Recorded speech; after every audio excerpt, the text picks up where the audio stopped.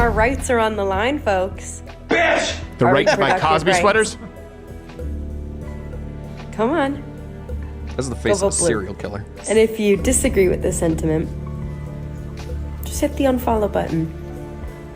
I don't need your business. Noted. Thanks. Absolutely. She is just uniquely unlikable, but then it is actually a terrible film as well. So it's the double whammy. It just takes a beloved movie and makes it much more boring and much less realistic. The movie is really, really bad. Buckle up, y'all, because what started as a Disney fairy tale has officially snowballed into one of Hollywood's messiest meltdowns. We're talking full-blown chaos. Nostalgia, politics, and internet rage clashing like thunderclouds over what was once a beloved classic. That's right, Snow White's comeback just took a nosedive straight off the AMC theater listings across the country. And while some folks are devastated, others, they're popping champagne that they won't have to endure this modern twist on the childhood favorite. Movie companies are going to look at her and they're going to say box office poison.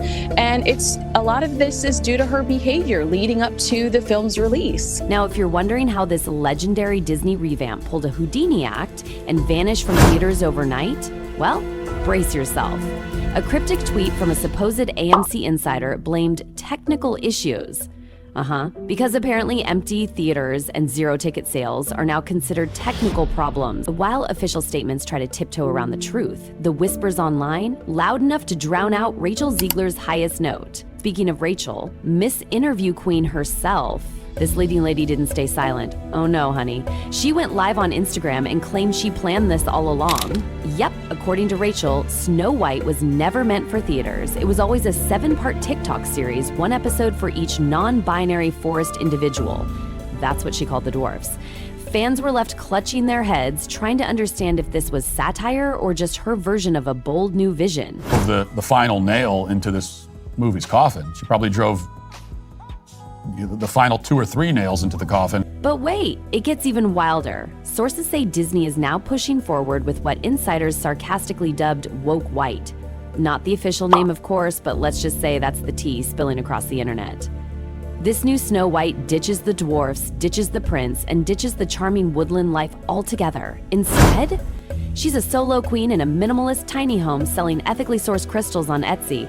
Gone are birds that sing and animals that clean. In their place, #activism, literally. Rachel even tweeted, "Why do people care so much about fairy tales when the real villain is capitalism?" Which is bold considering her movie was bankrolled by the biggest capitalist mouse in history, Disney. In the United States, in one weekend, made more money than Snow White has made globally after 3 weekends. I mean, seriously. The irony is dripping. The same studio built on multi-billion-dollar theme parks, overpriced popcorn, and nostalgia-driven reboots is now trying to play the anti-capitalism card? Sure, Jan, and according to some spicy insider gossip, the new film doesn't just skip out on dwarfs and princes. It gives us a heroine fighting the evil queen through online petitions. Yes, Snow White is now battling dark magic by going viral and organizing forest protests. Somewhere Walt Disney is doing cartwheels in his grave.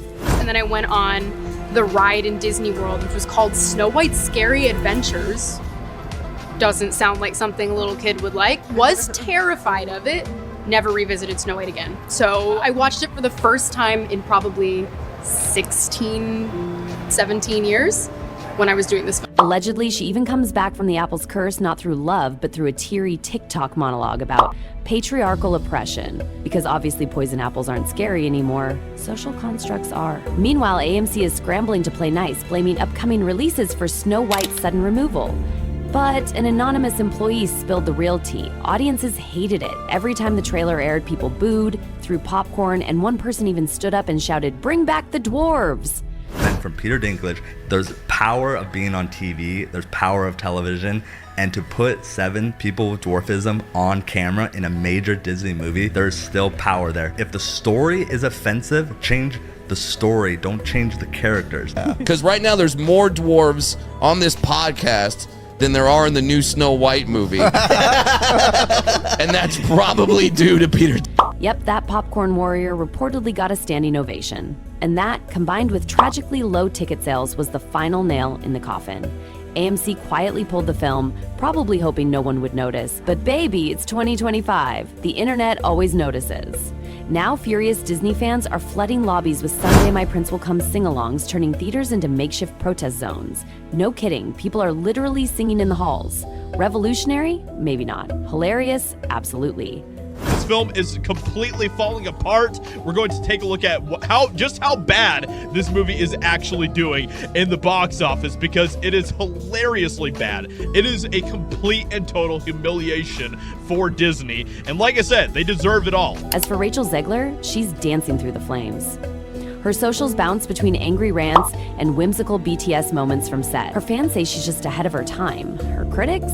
They're calling it the worst fairy tale butchering since Cats. Twitter, Reddit, YouTube, everyone's in a full-blown digital war. One side praises Rachel for breaking princess stereotypes.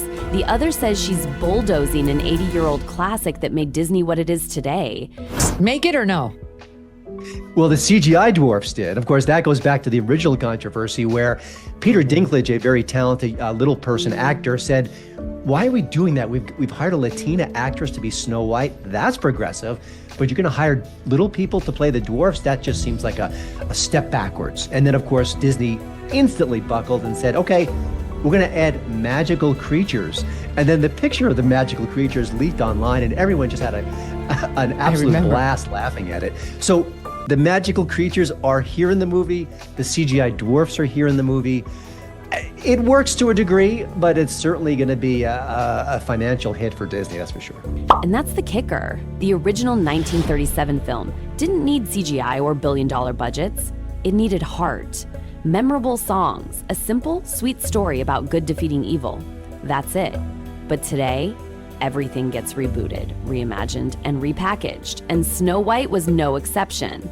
Now Rachel is being labeled everything from visionary feminist icon to clout-chasing social media activist. It's a mess, y'all. At Disney, they're not that bright, they're not that smart, and we see that because they can't come up with any new IP. Why not write some new movies? You guys sit around, you have billions of dollars, they keep going back and rewriting the class. Word on the street is even Disney execs are regretting the casting choice, but they can't admit that without triggering a million headlines about stifling female voices. So they smile, nod, and pray this controversy burns out faster than a birthday candle in a hurricane.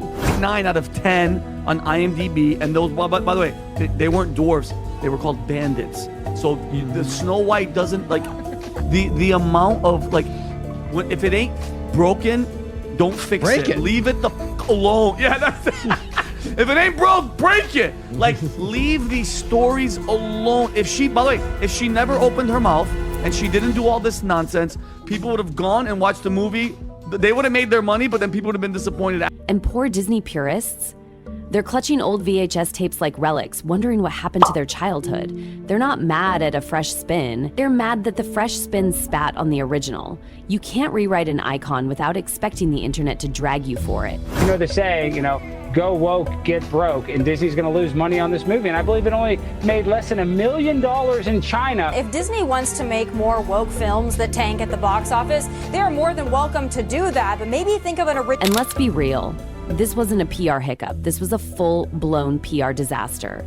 Rachel's interviews were more about capitalism and patriarchy than her love for the role. And while some still believe any press is good press, the brutal ticket sales said otherwise. AMC probably made more money on leftover nachos than this movie. And that quote about capitalism? People aren't buying it. They're wondering, was that a genuine stance or just a clever distraction from the fact the movie flopped? Is that the cartoon was made 85 years ago, and therefore it's extremely dated when it comes to the ideas of women being in roles of power and what a woman is fit for. Still, the machine churns on. Audiences share the drama, comment wars explode, and TikTok hot takes dominate the feed. There's even talk of giving the non-binary forest individuals their own spin-off. Maybe a cottagecore collective battling environmental injustice. Nothing's too far-fetched anymore. He's totally right. Now, of course, as we covered, the movie is terrible anyway in its own right. It was probably going to underperform regardless. People are tired of the soulless cash grab remake. Or maybe, just maybe, Disney will listen. Maybe next time they'll do a faithful remake. But let's not get our hopes up. After all, in 2025, controversy sells. Except when it doesn't, and this time it really didn't. So here we are, Snow White banned, Rachel Zegler doubling down, Disney quietly pivoting toward their next project while pretending nothing ever happened. Similar heart to hers. She has this beautiful, unending kindness and positive outlook towards the world and the world around us. I wish I could be as positive as she is at times. That's certainly a difference we have, but I think it's a very human thing to not always see the bright side. But that is part of the beauty of Snow White. It has been for 88 years now that she just sees the good in everyone and everything. And I hope that I and so many people who watch this film can. Meanwhile, hashtags like Not My Snow White are trending. Petition links are spreading like wildfire. Fans are remixing the original 1937 footage with commentary clips mocking the reboot. And the second anyone says it's just a movie, they get hit with an avalanche of rants about art, identity, tradition, and politics. AMC, they're just trying to run a business and dodge the flying popcorn. For Disney. Stop, number one, stop cannibalizing all your old IP. Like, it's really bad. It's really bad business. Number two, please stop changing all of the historic plots, which actually have meaning to generations of people, to instead become generic woke story about how woman leads revolutionary uprising and she don't need no man. But this controversy isn't cooling down. With every new tweet, every Rachel post, and every leaked update about woke white, the flames reignite. Whether Rachel is a bold trailblazer or a media mastermind exploiting outrage depends on who you ask. One thing's certain, she's not going quietly. Some say she's already planning a Little Mermaid remake where Ariel starts a sea creature union. Would that be chaos? Yes. Would people watch it? Also yes. Sure.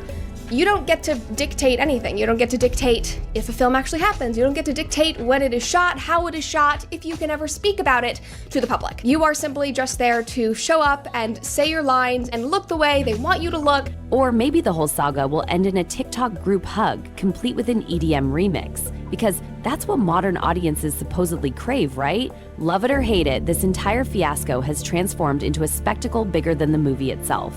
It's like we're watching a piece of performance art unfold when we're pulling a film from theaters is rebranded as a bold move. Disney, despite losing over $1 billion on their last 4 movies, as they continue to shove woke politics into people's faces who just want to go to the movie, laugh, cry, and go home. Look, people don't want to be lectured when they're watching a movie, and they certainly don't want to be told that they're bad people. But that's what Disney continues to. That, my friends, is 2025, where hot takes, hashtags, and brand panic collide in real time. So grab your popcorn, don't throw it, staff has enough to deal with, and prepare for whatever comes next. Because if this disaster taught us anything, it's that no fairy tale, no matter how cherished, is safe from being dragged through the mud, dissected to death, and turned into content.